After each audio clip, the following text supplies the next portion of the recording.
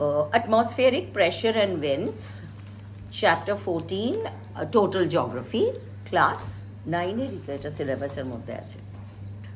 Now, air is a physical substance. We know that air is a mixture of different gases in the atmosphere, and air has also its own weight. Now, the weight of air on the unit area of the earth is called air pressure. So, the weight of the air per unit area of the earth is called air pressure. Now, what is atmospheric pressure? It refers to the force per unit area exerted against a surface by the weight of the air above the surface. যতটা weight of the air আছে over the surface, वो जो weight देता है, जे weight টা দেয় on the surface, that is it. Now, we know pressure is expressed in millibars and it is measured with a mercury barometer. The average atmospheric pressure at sea level is 1013.25 or 760 millimeters of mercury, যেটা আমরা commonly use করি.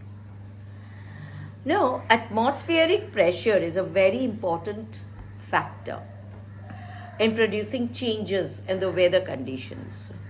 Contrasts in temperature causes changes in air density. They are responsible for variations in pressure also.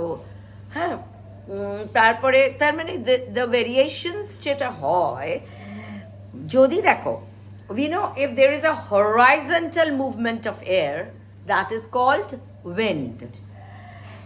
Our wind transport heat and moisture, so since it's a horizontal movement, they carry the whatever the heat, the moisture from one region to the other, since they are moving sideways, and thus help in the occurrence of precipitation, temperature, humidity. Everything is controlled by it. Now, how do we measure this air pressure? Pressure, we know the unit of measuring pressure is millibar. The variations in pressure are shown on maps also by means of isobars. Now, isobar, what are these isobars? Actually, they are nothing but they are some lines joining the places which have the same barometric pressure. Suppose there are 3 places having the same barometric pressure. If we join them by a line, that is known as isobar. Now, the barometer is the instrument for measuring it, and it consists of a long, narrow tube filled with mercury. There are 2 types of barometers, 14's barometer and aneroid barometer. There are 2 types of barometer. Then we'll come to pressure gradient. Gradient means a slope, So it is defined as the decrease in pressure per unit distance in the direction in which the pressure decreases most.